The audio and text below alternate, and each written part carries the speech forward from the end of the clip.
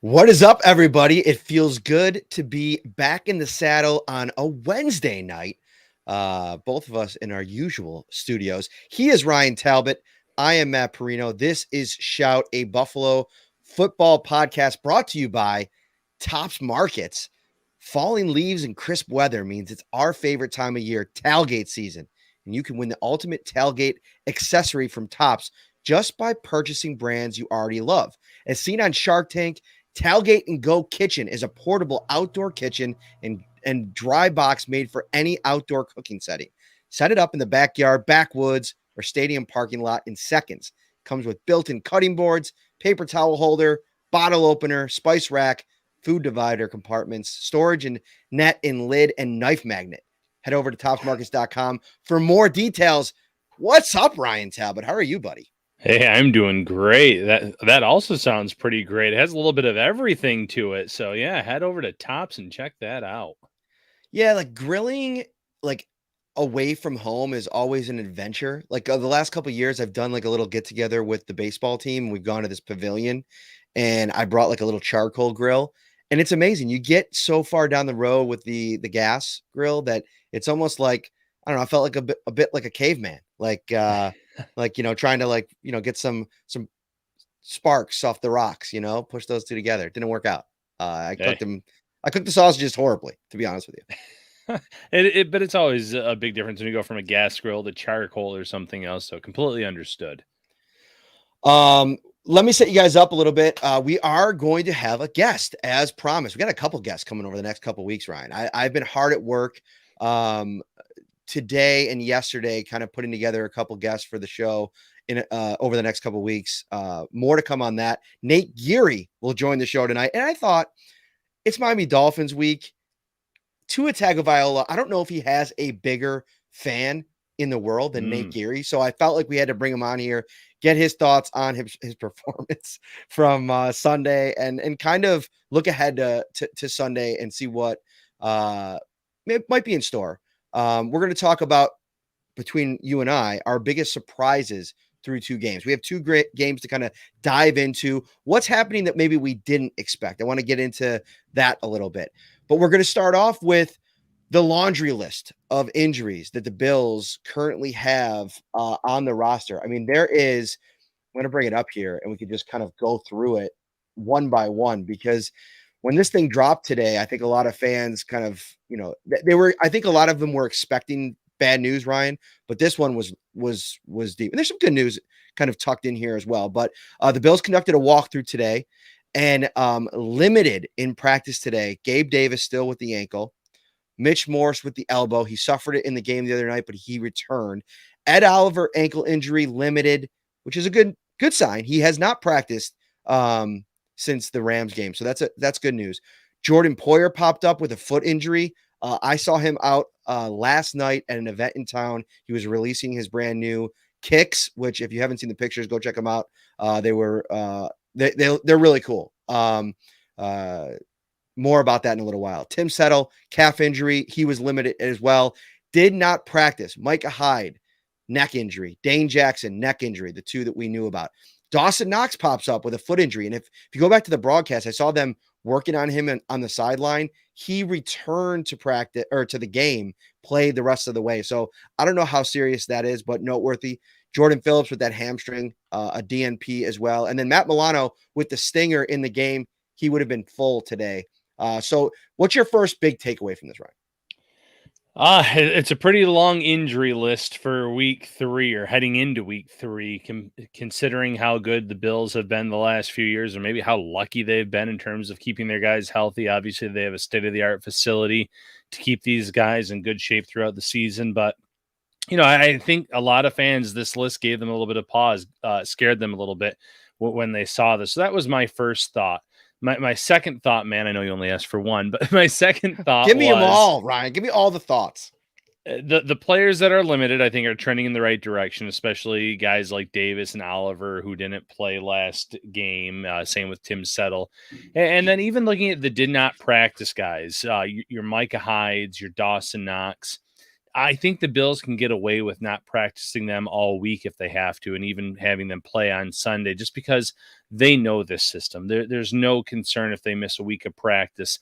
Knox has been here long enough. Hyde is the backbone of that defense. As long as he feels good enough to go come Sunday, he doesn't need to practice at all. So cautious optimism for the limited players, and don't panic yet on those did not practice or participate players. What about you? So the first thing that I've been thinking about since the game ended was looking ahead and thinking about who are the most important players on both sides of the ball for the Bills against the Dolphins, right? You start with Josh Allen, Stephon Diggs, maybe the hottest quarterback wide receiver combo in the league. But on the defensive side of the ball, outside of maybe Von Miller, who I think is going to be really important in this game, Micah Hyde, he just shoots to the top of the list. And he's a DNP today. I think you make a great point in that you can get away with him not practicing all week and have him, be maybe questionable. And then if he feels good enough to go, have him go. But I think it's super important. His presence out there, Ryan, I was talking about this on a couple of radio shows yesterday. I feel like his presence forces quarterbacks to think twice before they attack down the field. And if you go back and watch what the Dolphins did this week against the Ravens, they were just obliterating them down the field. Now, we're going to get into it a little bit later. I don't know what the Ravens secondary was doing. It was a really tough outing for Kyle Hamilton, the Notre Dame product, in his second career start. We'll talk about that as well. But having Hyde out there, there's pros to a look at Jaquan Johnson as you continue to move forward with this roster, with this defense, and questions about Jordan Poyer. This is the last year of his contract. What is an extended look gonna be like with Jaquan Johnson? But having Micah Hyde in this game is important, in my opinion. And right now, it's ominous. Right now, he didn't practice today. It's a neck. Sometimes those things take a little time. So I think there's reason to have concern there. Yeah, and I'm with you 100% on Hyde and Poyer, needing them out there, needing them on the field because one, they limit opposing teams being allowed to have those big plays down the field because of the way that they play, because of the fact that they communicate with the cornerbacks and tell them where to line up. A lot of the intricate details. There's a lot of blown coverage in that Ravens game against the Dolphins last week. A lot of big plays. There's some bad play where if a cornerback turned around. Probably would have had an interception on one of the touchdown passes that Tagovailoa threw to Tyreek Hill. So little things like that where you don't expect that from Micah Hyde or Jordan Poyer, and it's really important to have both of those safeties out there in such an early but big AFC East matchup. Jessica Tennis over on YouTube. Thank you for the super chat, Jessica, one of our most active participants in the chat every episode. And by the way, if you're watching on YouTube, smash that like button. Subscribe to the show as well. Harrison Phillips, Jordan Phillips, excuse me. Obviously popping up with the hamstring this week. Any talk on how serious it is? And I also want to hear from you, Ryan, in terms of how important of a piece this week he is, because I have my thoughts on it. I saw Phillips out at the Jordan Poyer event yesterday. Seemed like he was moving around pretty well. A DNP today. Hamstring is always a concern for a big guy walking around at 330. You need healthy hammies to get out there and rush the quarterback, which they're going to really need their interior pieces to do. And so there has not been talk on how serious it is, but again, this is I don't want to say equal concern, but it's right up there for me. I think that's fair. Listen, the first two games he has played great. That being Jordan Phillips, he brings the emotional standpoint in terms of the way he gets his teammates fired up. This is a team that I'm sure he would love to beat. That being the Miami Dolphins. So he's been a big factor for this team. Obviously, if you get Ed Oliver and Tim Settle back, it lessens the blow if he cannot go. And obviously you still have Daquan Jones, but he has been as good as anyone on this defense through 2 weeks. And unfortunate, it looked like the hamstring injury kind of came on I believe it was the pick six interception. He kind of pulled up lame on that. So you hope that he's doing okay, but hamstring injuries, especially for those defensive tackles, that can be a little bit tricky. It might be better to keep him out for a week if he's not showing improvement throughout these next few days. Shout out to Billy Piano on YouTube with the super chat. We appreciate you, Billy. If you have any comments, we'll be sure to be plucking through this chat to make sure to get you in. But I think this one's good from Bob Fink. I think, but if Hyde is missing, don't you think the Bills can still win a shootout, even if Hill gets on fire? I think that's a great point, because I think, we'll get more into this, I think, on Friday when we dive into the specific preview for this game. But I think that that's one of the things that maybe isn't being talked about enough is, sure, the Dolphins offense looked great, especially in the fourth quarter of the other game. But for 7 quarters this year, the Bills offense has been a juggernaut. It's been unstoppable. And to be honest with you, I was a little bit underwhelmed with the Miami Dolphins defense on Sunday. I thought their pass rush was weak. I thought when they relied upon the 4-man front to get into the backfield, Lamar Jackson had his time to kind of, survey the field and find an open target. Rashad Bateman took Xavier Howard deep for I think it was like a 70-yard touchdown. Big question marks for the normally shut down corner. He also dropped an interception in that game. So can the Bills win a shootout in this game? Sure. And I think that where Josh Allen plays so well in Miami, look at some of the stats, Ryan. We've talked about this before. If they go on the road and they're clicking on offense, it might not matter what you do defensively against Tua in this offense, because I don't see them replicating a 42-point performance against this defense. Yeah, and first, shout out to Billy Piano, coworker of mine. Thanks for the super chat. And for this question itself, yeah, the Bills can absolutely defeat Miami in a shootout, but I'm not sure why we necessarily think it'll even be a shootout. Go back to week 1. Miami only put up 20 points against New England, and they sustained some nice drives where they had some turnovers. They made some mistakes. Tua had some interceptions in this past game against the Ravens, one that he just kind of tossed along the sideline. That was a very easy interception in the Ravens matchup. I mentioned the one that Gary in the chat here, I'm assuming a Dolphins fan, was not thrilled with me about, but it was an underthrown ball with the cornerback right there. Had the corner made a play on that or looked for it, it would have been an interception. So I think Tua will make a mistake before Josh Allen in a matchup like this. I still like the Bills offense. Stephon Diggs, if you get Gabe Davis back into the fold there, this is a team that has scored a lot of points in 2 weeks against the reigning Super Bowl champions and the AFC's number 1 seed from 1 week ago. No slouches on defense either, especially up front for both of those teams. They saw a really good cornerback, obviously, in Ramsey on the Rams, Byard in Tennessee for the safety position. So, both of those teams had some star pieces to it, and that didn't even matter. Josh Allen, the offense is just rolling right now. This is a great point here to bring it up. I actually hadn't even peeked because the injury report was so long today, and it was kind of like an off day today. The Bills did not practice. There was no availability for the media, so the coordinators were over Zoom. There's some notable names on the Dolphins list as well, as Gary points out here. Taron Armstrong is dealing with a toe injury, and Xavier Howard dealing with a groin, which actually makes a lot of sense. And I wonder if he might have been dealing with that in the game, because he did not look like himself. I mean, Bateman just absolutely schooled him. And I like Bateman. I think he's a good player, a nice young talent. He's got some high-end speed. But just the way that Howard didn't even try to really, run him down from behind, and he dropped that interception. He looks like he's dealing with something. So, yeah, couple names are definitely eye-popping. Armstead in particular, because to me, he's the guy, he's the straw that stirs the drink on that offensive line. I don't think it's very good anyway. If he doesn't play and you have to start moving some pieces around there, it could be open season for Von Miller, AJ Epinesa, Greg Rousseau, and company. Yeah, it bodes well for that defensive line, which, although they didn't sack Ryan Tannehill as much as they did Stafford, they were still getting some pressure on the quarterback. Same with the defensive tackles. Phillips had a nice hit on Tannehill last week. He had Rousseau with the sack. Obviously, Edmonds at the linebacker position. But, yeah, if Miami's offensive line is missing one of their best players, I think that bodes well for Von Miller and company. And, again, if Tua is getting pressure in his face all throughout the game, he's going to most likely try to play a little hero ball, let a ball out that maybe he shouldn't have, that I think this defense and specifically the secondary can kind of feast upon. Mm-hmm. Let's transition a little bit here. I would like to get into this segment where we maybe talk a little bit about the surprises this year so far that maybe we weren't thinking about in June and July that, have happened in these first 2 games that, have made an impression on both of us about this Bills football team.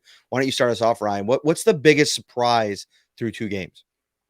Ken Dorsey. I thought Ken Dorsey was going to be a very good offensive coordinator for Buffalo in time. I thought there might have been some growing pains, though, some lumps, if you will, that you have to kind of go through it when you're a new offensive coordinator. Yes, he's been in the system for a few years as the quarterback's coach. He was a former college and NFL quarterback, so he obviously is a very intelligent, former player, now coach. So I still thought, though, the first time that you're in the booth making those play calls, you're going to say, okay, here's what worked one week, here's what didn't work then 1 week. What can we change? What can we adapt? What can we add into it? Well, through 2 weeks, I would say there's been a lot more. This is working, this is not, than I expected, especially again against the quality type of teams that the Bills have played. These aren't slouches. They're not playing teams that are necessarily going to be vying for the number 1 overall pick next year. These are playoff teams, especially in a weak division that the Titans are. And I think they have a good chance of making the playoffs this year after all.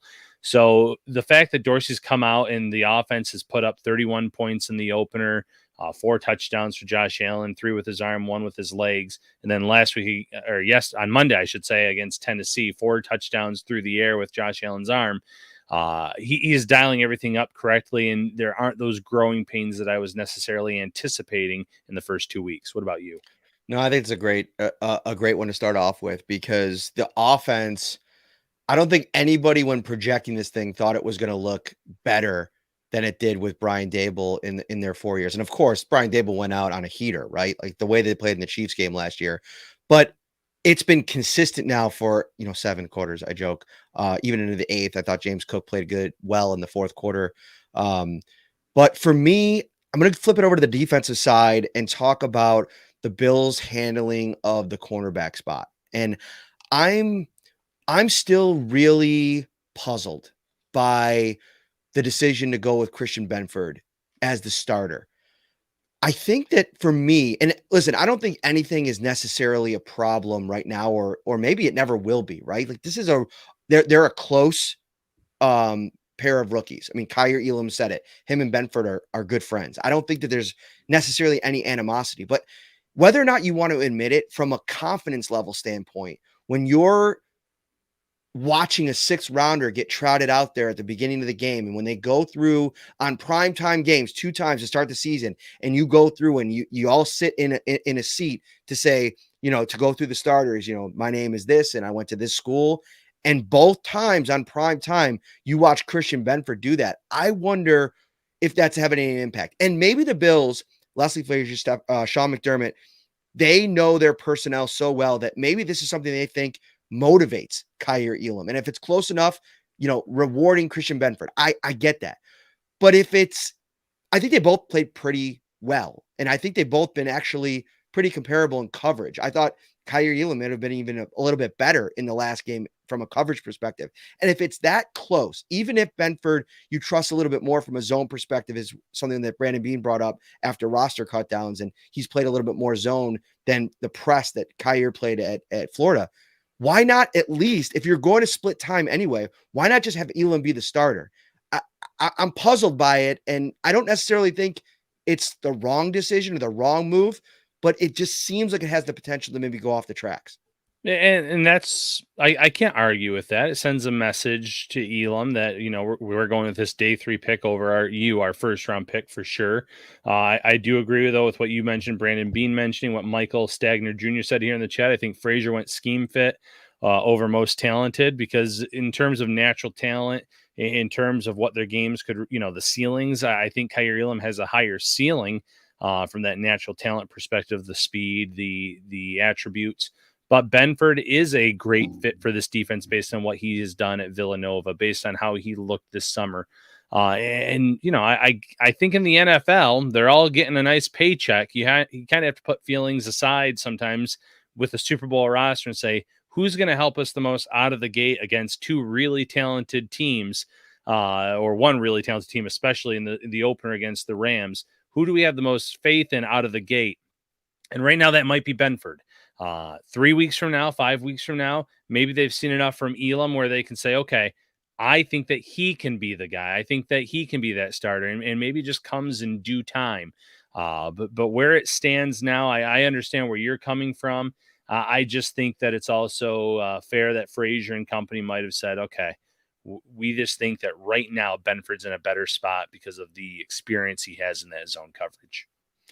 You know what'll put everybody in a better spot? If they go and check out the Topps Bonus Plus card. All right. Now through October 29th, every time you use your Topps Bonus Plus card to purchase participating brands like Pepsi, Campbell's, Smithfield, and so many more at Topps, you're automatically entered for a chance to win the Tailgate and Go Kitchen, which we talked about at the top of the show, for the ultimate tailgating experience. And speaking of an ultimate experience, let's bring him in right now. Bring him in. The man, the myth, the legend, Tua Tagovailoa's biggest advocate, biggest fan out there, Nate Geary. How are you, my friend? I'm well. I'm excited. I've been strategically a little quiet this week on Twitter for good reasons. I was showing Drew gear. I was on the Rock Power Report, and then I got home, and here I am with you guys. I was showing Drew that I've got this like long list. I think it's roughly 60 tweets that I have bookmarked from Dolphins fans dating back to training camp to now, that I am absolutely 100. I'm just absolutely so stoked to bring them out on Sunday, right around 4:05. All right. That's going to be a show. Nate is nothing if not professional and courteous on game days with opposing teams' fans. So I'm looking forward to it, buddy. So we brought you on here right in the middle of a segment we were doing, and I wanted to ask you and pose this question before we go too deep into the Tua dive that I want to do with you a little bit, because there's a lot to talk about with this quarterback here early in year 3. The Bills, we have 8 quarters now to sink our teeth into. We were talking about the things that maybe have surprised us through 2 weeks, and I talked about, the cornerback situation that Christian Benford's been starting over Kyer. Ryan mentioned Ken Dorsey's seamless transition into offensive coordinator. Are either of those the biggest surprise to you, or is there something else that's kind of stuck out to you early? To me, I'll kind of stick with Ryan's thoughts there on Ken Dorsey, but I think it's the personnel usage to me that's been maybe the most surprising to me early on this season. I mean, seeing them pass out of 22 personnel multiple times on Monday night, seeing Reggie Gilliam become part of the game plan as a pass catcher. And it wasn't just the touchdown catch. I mean, he was inches away from it had Pat DeMarco wild card, against Houston feels to it a little bit, cross his body down the field, throw into a fullback. Nobody really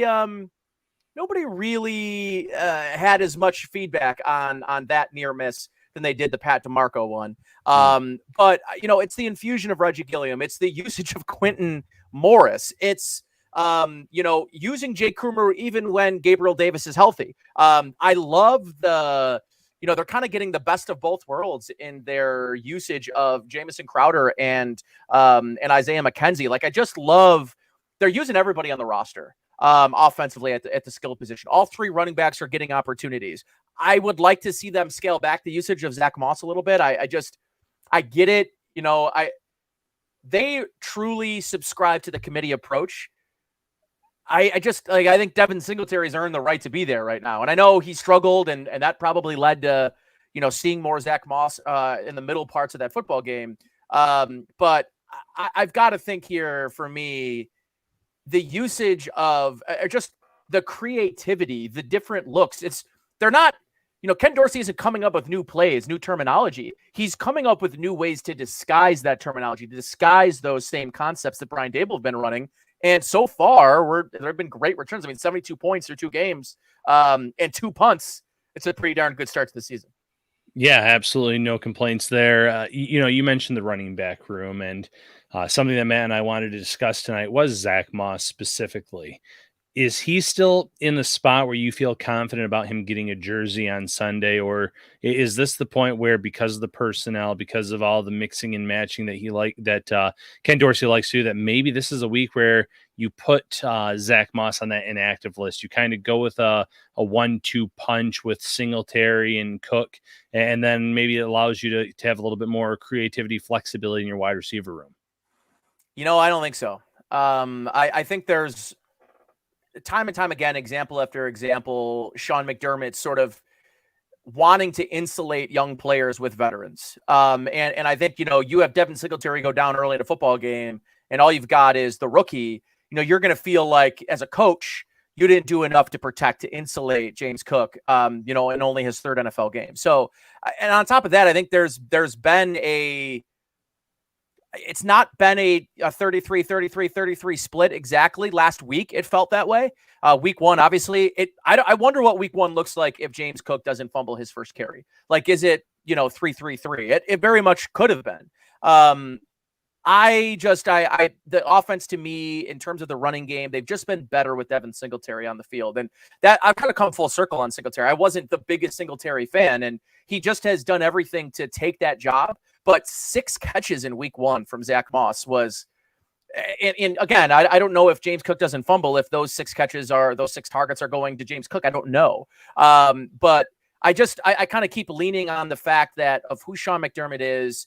They had Khalil Shakir inactive week one, and I think in large part to the fact that they wanted Jamison Crowder back there returning kicks, or at least punts, because of that veteran presence, of that security blanket that he truly, this organization values veterans. It values experience. And early on in the campaign, they're going to do everything they can to insulate these young players until they've really earned it and taken the job. And so far, I thought James Cook had some nice pieces on film from Monday night, particularly that run down the sidelines that he almost broke for a touchdown.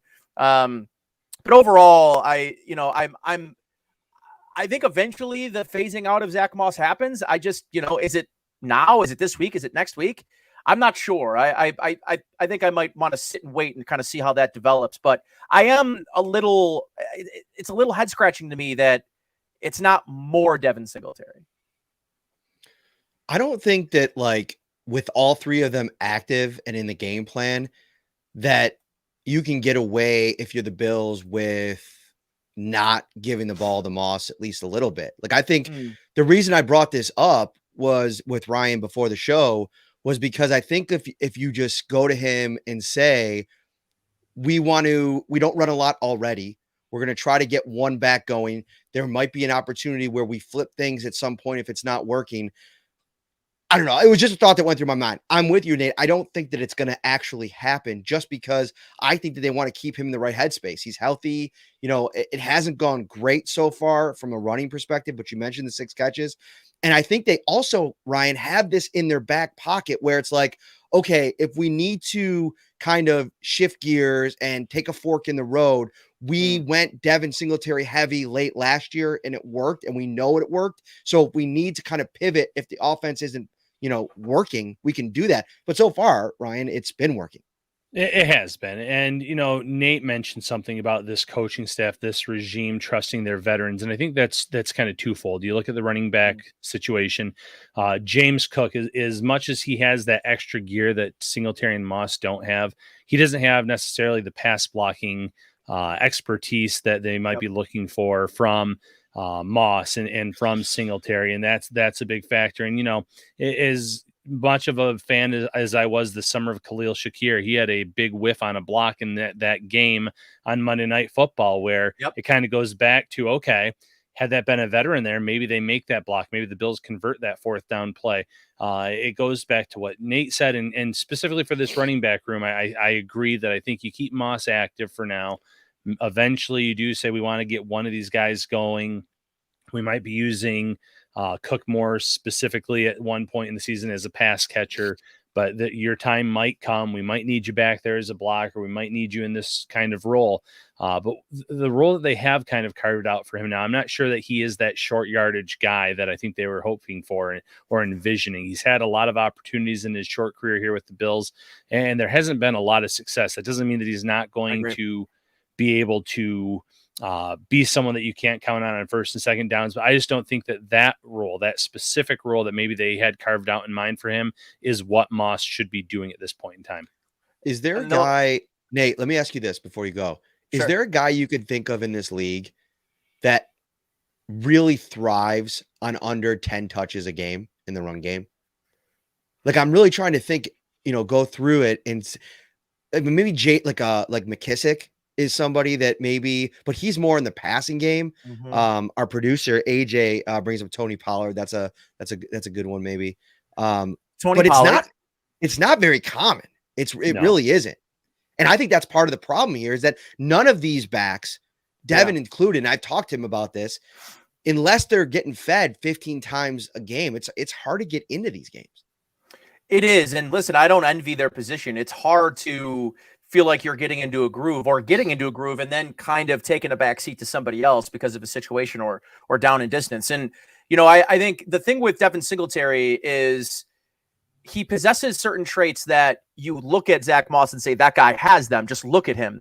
Like, Devin Singletary rarely goes down in the first contact. If an offensive lineman misses and whiffs on a block and there's a defensive tackle in Devin Singletary's face, he's getting back to the line of scrimmage at worst, or he's going to make that guy miss, get upfield and find positive yards. The thing I've been disappointed with Zach Moss is, and the business decision idea, right, is when he gets going and he's got momentum, well, then he becomes this physical specimen, this back that can get downhill. And that's a real business decision. But unless he gets 1 or 2 or 3 steps, sometimes it looks like he's stuck in mud to me. And that's really where I thought you were getting a little bit more short area burst from Zach Moss. I knew you weren't getting that top end, that straight line speed, and that's not what you're getting with Devin Singletary. But what you are getting with Singletary is that short yardage burst.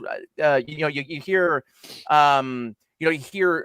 heard Rex Ryan talk about Shady McCoy and that, you can make a guy miss in a phone booth, right? And I subscribe to that same ideal for Devin Singletary. I think there's kind of working things. Here's the thing and I was going to mention this is with Ken Dorsey, is I love the fact that you get 16 yards in the first carry, 0, 0, 5, 0, 0, 0, and you say, this isn't working.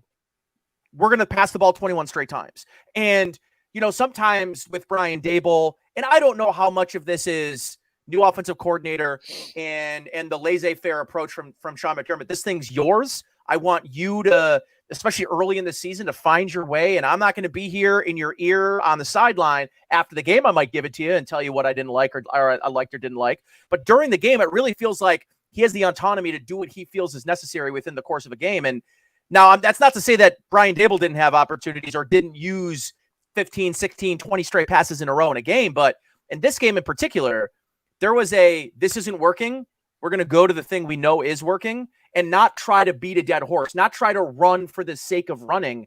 And instead, they used an extension of the run game. They were quick passes to Stephon Diggs, the RPO game, and saying, okay, Josh, let's go with check with me's. Let you decide when the run is appropriate. And I love the ownership that Josh now has in this offense. And it's very apparent to me on game days. Yeah, I love that talking point, Nate. I can go back to a game where Brian Daboll had like 17, 18 straight passes against the Jets, but that was scripted. Those were scripted plays. That's different. Where, as you said, Dorsey in game said, okay, we're running to a brick wall here. Let's stop trying to do something that's not working and make those short passes work, hurt the defense with Josh Allen's arm, make him pay in that way, and not go back to it until, later in the third quarter. So 21 straight plays over an hour long, as Joe DiBiase pointed out on Twitter that I caught there. It was good. It was good coaching by Dorsey in terms of, let's not overthink this. We have one of the best quarterbacks in the league. We have a lot of receivers that can get open in the short passing game, that can extend, turn a 5-yard gain into a 12-yard gain or more, depending on, what happens there. So that's a great talking point. Speaking of a great talking point, let's talk a bit about Value Home Centers really quick. Right now, they have their weekly ad out. You go over to the website, check it out. You can get deals on all different types of paint, grass seed, turf builder, Roundup. You got a couple last minute grill deals before the snow starts coming. Great website. They're hiring right now. You need a job? Go over to Value Home Centers. Check it out. They got a lot of different opportunities for you, and you could join their text program to start saving even more. Text VALUE, VALU, to 80692. You'll receive exclusive coupons, see the weekly deals, and so much more. All right, we buried the lead, Nate Geary. We're going to get into some Tua talk. Listen, before we do right that. now. All right, Before this, I have to ask you something because I left Drew and Chris's this evening, and I was told about something called roast beef gate. And I'm just wondering where this roast beef sandwich came from. I don't know what you're talking about actually at all. And I'm not kidding. You don't know what you're apparently you were eating a roast beef sandwich the last time you were on their show. Okay. Maybe you were driving and eating a roast beef sandwich. Oh yes. So I was I went through Anderson's drive-through. Okay, as long as it wasn't Arby's. As long as it wasn't Arby's. It was not Arby's. I needed. They didn't know. They were like, we don't know where the roast beef was from. Could you ask him? So I was like, yeah, sure. Okay. I'll ask him. It was from Anderson's. I was getting the kids an ice cream and I was grabbing a quick sandwich on the go. No big deal. As long as it wasn't Arby's, I just wanted to make sure. I'm a big Anderson's fan. I just wanted to make sure you weren't slumming it with Arby's. I was like, buddy, come on. I mean, you don't get that figure by eating Arby's, folks. Listen, I've been working out. I've been doing curls. I've been doing the bench press. But do I look like John Scott? No, I do not. Arby's is terrible. Listen, John Scott misses leg day every week. John Scott's never had a leg day. I'm texting him right now to tune in right now. See if he wants to. I'm wearing Bad Birdie in his honor too. I don't know if that's great. If he's watching, I'm wearing in his honor.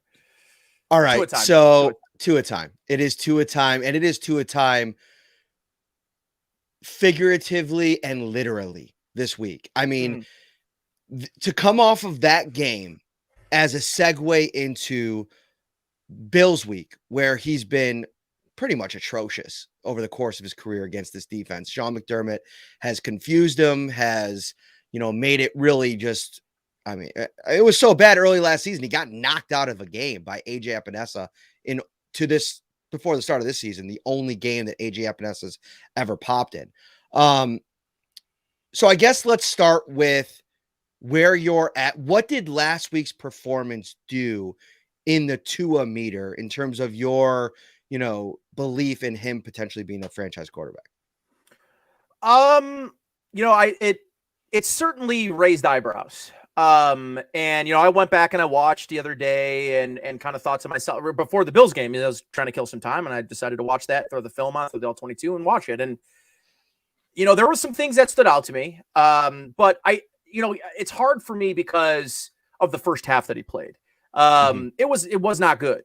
And obviously they were down big, and part of that game is he did a lot of his work in garbage time, and garbage time eventually became crunch time. And in crunch time, he had that drive to go ahead, that throw to Waddle. I thought you saw a lot of things, a lot of promising things. What I think overarchingly I saw is a scheme that works in his favor, that leans into his strengths. And listen, I'm making more of that performance. The questions I left that game thinking is Tua a franchise quarterback, or am I wrong in my assessment? Are the last 2 years and the first 7 quarters, the first 6 quarters of the season, fallacy? In the 2 quarters we saw him really elevate his game. Is this the guy, or is the larger sample size the guy? And before I even got there, I thought to myself, what are the Ravens doing? I mean, zero blitz, just terrible blown coverage. What are you blitzing Tua for? I mean, I was going to ask that. Are the Bills blitzing one time Sunday? No, I don't know if they'll blitz at all. You want 7, 8 in coverage. You want Tua to force balls into windows, because those windows in the NFL are very small. They're not SEC windows. They're not, Bama versus Vanderbilt. They're not Bama versus, San Jose State. These are much smaller windows. And when teams force him, I will say this, he showed some really nice things in anticipation. And that has always been his thing. And that's the thing that he is very, very good at. That's how he is an NFL quarterback, is the anticipation throws, the timing and rhythm throws. He is very good at those. I'll stop short of calling him elite, because I don't know that he's elite at anything, but he's very good. He's very serviceable at those middle of the field, in breaking, anticipatory throws where you got to lead a guy to a spot. But the second that internal clock gets to 3 seconds, 4 seconds, and you saw it at times during that game, is the happy feet and not knowing what to do and a little bit of panic, because he does not have that extracurricular, that ability to create with his legs, to extend plays and then stretch the ball down the field. So the stretching of the ball, those vertical plays, they happen in phase. They happen on schedule. And when you can force him off schedule, that's really where you can force him and turn him into making mistakes. And that the interception before the half was egregious.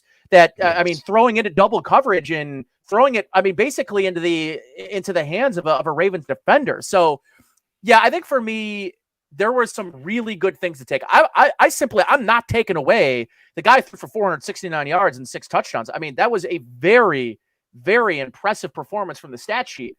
But I don't think I'm going to put that much stock into it until I see him do it against a defense like the Bills that are playing right now, and a defense that is not going to have lapses in coverage. Even with 2 rookie corners, I'm very confident in Leslie Frazier, Sean McDermott's preparation of these young corners. They are prepared for the moment. It's very clear Christian Benford is. It's been clear to me in coverage that Kyer Elam is. If you could somehow combine Elam and Benford, you have the all-around do-it-all corner to me, right? Like Kyer Elam, you worry about his physicality, willingness to get in there and get his nose dirty and tackle. You don't worry about that with Benford. And I like what I've seen from Kyer Elam in coverage. But overall, I think there's a lot of things. If you're a Dolphins fan, this is the ammunition you've been looking for to say, yes, this is our franchise quarterback. This is the guy.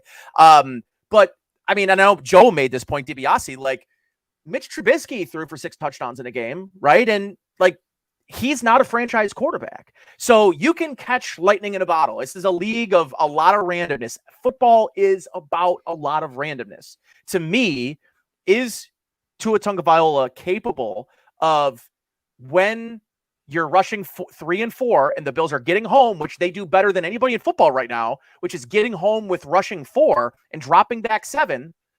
If they have success against the Bills, it goes a long way to making me a believer. I would say that. I think that's fair. And I think I'm at that point where I think you can win with Tua, but you're not going to win most weeks because of him. That's right. If everything is good around him, you can win. And you know, Nate, I want to shift over to Tyreek Hill. How much has the addition of Tyreek Hill helped Tua, though, in your opinion, early on this season? I mean, no doubt. And, you know, I don't even think we've quite seen the areas that he'll help him most, which is the yards after catch and inflating some of those statistics, right? Like what we saw mostly on Sunday afternoon was breakdowns in coverage. I mean, him just running free down the sidelines. I mean, Ryan, I haven't seen you throw a football, but I got the feeling that you could have hit Tyreek Hill open on a couple of those plays. But I want to be semi-critical without completely wiping out or without completely discrediting what he did. I thought it was impressive. He impressed me, but I still have some reservations about the things that he still didn't show in that game, which again is off script and off schedule. When things break down, can he create? And I think if you are in your 3-step game and your 5-step game, and that ball's coming out at the top of his drop, like it was on Sunday, and that ball's being led to Tyreek Hill. Tyreek Hill makes one guy miss. He's off to the races. The Bills know that, right? Yeah. That's where I'm most concerned but the one thing that I keep going back to, Dolphins fans always like to say, like, well, look what Tyreek Hill did to the Bills. He's going to do the same thing with Tua at quarterback. And I would caution Dolphins fans in understanding. Diggs for Allen, you mean, right? Diggs for Allen. Well, no, like, and with Tyreek Hill, I view it like this, right? Which is the connection between Mahomes and Hill was so unique to me. Like a guy that can hold the ball 5, 6, 7 seconds and release the ball down the field. That is not Tua. Like, is he going to be able to break off those 60-yard, yards after catch after a 5-yard out route and take it to the crib when it's not holding the ball, breakdown in coverage? Because the Bills zones, they are not a speed defense. They don't have speed at the corner or at the defensive back position. What they have is an understanding of spacing, leverage, and I think a really strong understanding of their zones and how to be in them and how to use that to their advantage. And what's the one thing that breaks down zone coverage? Extending plays outside of the pocket, forcing guys out of their responsibilities. And that's not what this Dolphins defense or offense is going to be doing to the Bills on Sunday.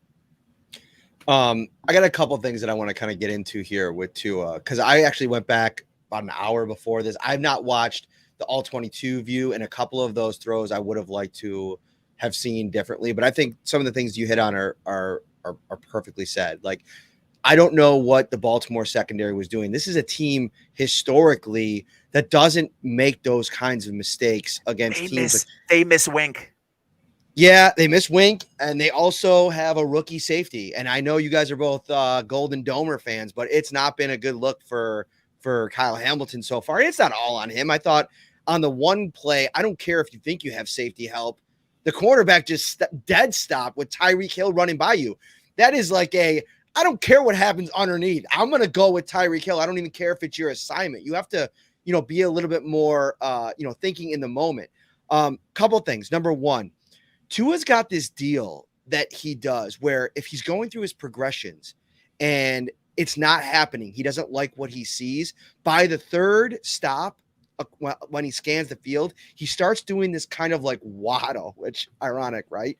And it's like this shuffling of his feet where he gets really antsy, and he usually makes really bad passes. Yeah. He throws off of his back foot. He did it a couple times in this game, and that's something he's not been able to flush out of his system. And when people compare the potential for him to break out to Josh Allen, what did Josh Allen do after his first 2 years in the league? He went back to the drawing board with Jordan Palmer, and he literally digitally mapped his mechanics and figured out how to stop making the dumb mistakes he did with his footwork. Tua's still doing that, and I think he's going to do that on Sunday. Here's the other thing. You get him out of structure, you flush Tua out of the pocket, and it's over. It's turnover-worthy plays every single time. And I think that's kind of what you're thinking is, you're going to flush him out. I thought Ryan Tannehill gets rid of the ball really quickly. He doesn't have the same kind of limited mobility that Tua has.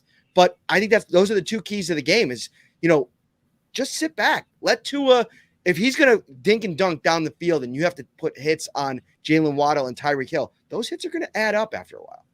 Yeah, what you got to do is not let him get to his first read. Force him to get to that second, third, fourth progression, because that's really where he struggles. Because once you're 3-4 seconds, now your routes are developing further and further down the field, or further or closer and closer to the sidelines. And that's where his limited arm strength really becomes evident and apparent, is when he's got to throw a late ball to the sidelines. Recipe for disaster. The other thing too is, in fairness to Kyle Hamilton, I don't know what you're doing putting him on an island with a single high safety. Like, you're not going to see too many single high safety looks from the Bills on Sunday. They're going to play their too high shell, and they're going to force Tua to dink and dunk them. And the question for me is, will you see more of Gregory Rousseau? And I think you may, due to some of the injuries they're seeing in the middle right now with Jordan Phillips. I don't know if he's going to play. Do we see more Boogie Basham on the edge? Do you see Gregory Rousseau apply some pressure from the 3 technique position? We saw it in that unbelievable sack. He just overpowered that Titans offensive guard. And Robert Hunt and Liam Eichenberg, again, Eichenberg, a Notre Dame guy, he's not a guard. Where are we going, Nate? He's not a guard. Not a guard. Okay. No, I agree. It does not have the short area quickness or the strength, in my opinion. He's a depth tackle at this point in his career, and that's kind of what it looks like for Eichenberg. But I wonder if you get the length and the overpowering nature of Rousseau in the middle, because that's really where I think you can affect Tua the most. He said this as much in a press conference last week. If I can't see a guy, I can't throw it to him. You got to make yourself available to me to throw it, because he's not the biggest guy. And he doesn't have that arm strength, or maybe that trust in his arm to be able to throw guys open. So for me this week, it's maybe less about the edge pressure and more about if you can get pressure from the middle, that forces him to get to the sidelines with his progressions. And that's really where you could have a field day against this Dolphins offense. Yeah, I love that point. Grew, even when he doesn't necessarily get to the quarterback, which he did against Tannehill, but even if he doesn't, he's really good with his hands in terms of getting them up, anticipating when the quarterback's going to throw the ball.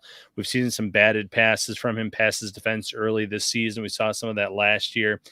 Take away some of those lanes, the passing lanes for Tua, as you mentioned, and that's the same thing that I'm anticipating or expecting from Tremaine Edmonds as well, the wingspan, where he sits in that defense. He can take away a lot of the throws that Tagovailoa might be looking for for on Sunday.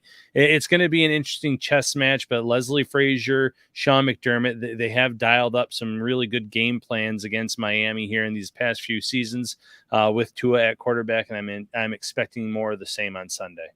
And I'll tell you this, the Ravens don't have Taron Johnson. And where you saw the one play, it wasn't the touchdown to Waddle, but it was a long play where he gets that double move in the middle of the field, gets that out, or maybe it was an in cut and then to out or out to in, and Tua kind of hits him right across the face of the linebacker.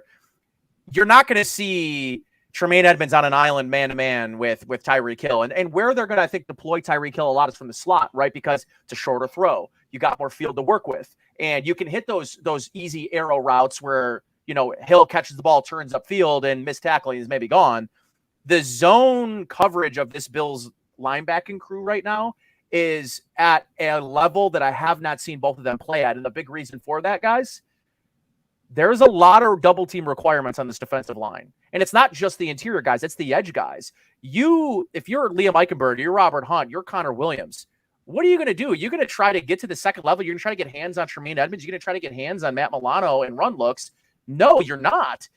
The reason is you don't double team Jordan Phillips. He's ruining your day. You don't double team Daquan Jones. He's ruining your day. And right now you got to have two sets of eyes on Von Miller on the edge. So I think that opens up things, and you could see both Edmonds and Milano just playing so freely, understanding leverage, understanding where they're supposed to be, and to your point, Ryan, having Edmonds get his hands in those passing lanes. Tua here on Sunday against this Bills front, I love the fact that you brought up Daquan Jones. I think that if I had an addendum to my biggest surprise, it would be Daquan Jones and his immediate impact, not only as like a gap filler, but like as a disruptor. Like, and he lit up talking about it. Like I was chatting with him in the room last week about it, and he's like, "You come here, and it's like they let you do a little bit of everything." And I don't think he's used to that. I mean, in Tennessee, he had one job, and that was fill a hole, take on a double team, and be that one tech. Be a one gap player. Yep. Yeah. And here, Jordan Phillips, historically, I'm sure that's probably what Arizona wanted him to do at 330 pounds. And now he gets the rusted passer. Let me ask you guys this, and both of you can ping pong this a little bit. Oliver is limited today, which is a good sign. Maybe he's making his way back from the ankle. Jordan Phillips dealing with a hamstring, didn't practice today. Who's more important in this game? Because I don't think you can diminish Ed Oliver's importance, but I do think that we saw Phillips's importance on Monday night against Tennessee with what he was able to do consistently next to Daquan Jones. And he's just a firecracker. I mean, he's a emotional spark plug for this defense. It's sort of as Phillips goes, this defense goes. It's a good question, because I just think he's been so difficult to block early on this season. He is truly a two-gap interior defensive lineman with elite pass rushing ability. And to me, it's wild that they weren't able to unlock that in Arizona at all. I mean, I don't know if it was just is it that much of a surprise that Arizona wasn't able to unlock something, Nate? I mean, I guess not. I mean, Cliff Kingsbury is not the most impressive thing I've seen, and his scheme offensively certainly isn't. But he looks like a different player, renewed, rejuvenated. And I'll still go back to saying that Ed Oliver is a slasher. He is a true penetrating interior defensive lineman.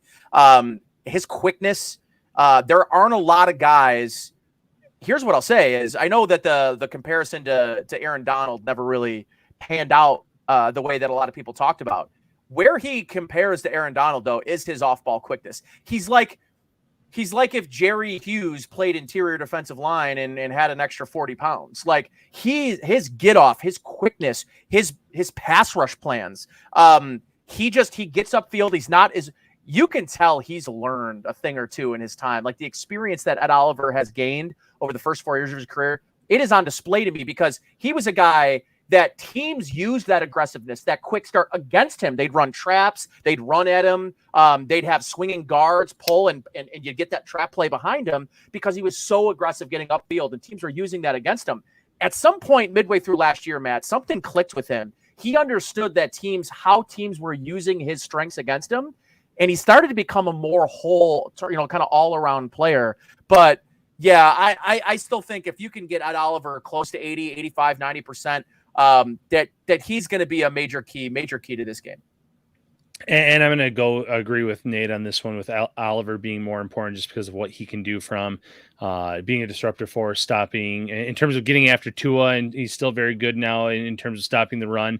As good as Jordan Phillips has been, you still have a Daquan Jones. You still have possibly a Tim Settle coming back into the mix here. You have other guys that can kind of eat up some space. And I'm not saying that's all Jordan Phillips does, because, Matt, to your credit, he's shown that he can get after the quarterback. He can do a lot. He can pump up his teammates, pump up the crowd. But I just think from the overall skill perspective, you're getting more from Oliver's game if he can be close to 100%. Yeah, and I think that you can do more with Oliver anyway. I was just kind of more wanted to spark a little conversation. I think if you get Oliver back, he's the guy that, I think it means more just because of what Daquan Jones has been. Like, yeah, dude, you're talking about get off, Nate. Like, he's blowing me away with how quickly he gets off the ball. He does. You look at him. And you look at him, he doesn't look super athletic either. Like, no, he's kind of a little bit of a heavier dude, but man, he just brings it. He gets off, gets up. It's pretty impressive to watch. Everything that fans really desperately wanted Star Lotulelei to be. We were just talking about this. Yeah. We were just talking about this. I don't think in 2 games. Oh my God. He's already. Yes. In the 3 years Star was here and playing 100%. I mean, more impact in 2 games than we saw from Star in his entire tenure here. Yeah, no argument here. Yeah. I thought you were going to say something, Ryan. That's why No, I can't argue with that. Well, I can't argue with the deals going on over at Topps Friendly Markets right now. Let Topps do all the work for you on your game day and your tailgating spreads. It's perfect for game day or any day. Visit Topps' Carryout Cafe for hot-to-go, fresh, large cheese and pepperoni pizzas, $14. Jumbo chicken wings, 10 count, $14. Topps legendary breakfast pizza, large, $20. You've had the breakfast pizza, right, Nate? Come on. Oh, it's elite. It's elite. Pizza or taco log, 6 count, $7.69. Baby back rib sections, subs, sandwiches, wraps, apps, sides, and so much more. Visit topsmarkets.com/redzone for the complete menu of ready-to-enjoy fan favorites. Nate, why don't you let everybody know where they can find you in a couple Fridays? I'm really bummed that I'm not going to be able to make your event. I'm going to be traveling with the family, but you got a bash coming up for Bills Mafia, and it's for a great cause. Yeah, I'm really excited. I'm anxious, stressed. We're 9 days, I believe, right now, 9 days away from the event. Friday, September 30th at Thin Man Brewing on Elmwood here, which is like right across the street from me here in Elmwood Village. And Thin Man and big shout out to Thin Man. I mean, the amount of time, effort, work, and care they've put into creating this beer with me, which is just really exciting. And, consumers picked it up and you can get this beer. It's Kolsch vs. Cancer. It's a guava flavored Kolsch. It's going to be at every consumer's beverage in Western New York. And on that can is a little QR code. You can donate directly to my campaign for Real Men Wear Pink. If you want to come to the event, I've got some unbelievable raffle items. Just the giving nature of Western New York businesses going out of their way, not to just give me, here's a $100 gift card and go on your way, but like experiences at restaurants here in Buffalo. If you've never been to the Little Club on Hurdle, come in, buy a raffle ticket, throw some in there, a 5-course tasting menu with 5 wine pairings. It's going to be, that place is one of the best kept secrets in Buffalo on Hurdle Avenue, right across from Lombardo. Casa Zool down here in the city, a full 15-person margarita happy hour with appetizers included. We've got this Seinfeld script that Howard Simon's cousin, Jason Alexander, got me. Those are going to be $25 a ticket. What a unique and really cool raffle prize. A consumer's beverage gave us a single tap kegerator. So there's a little something for everyone, for your wife, your girlfriend, your kids.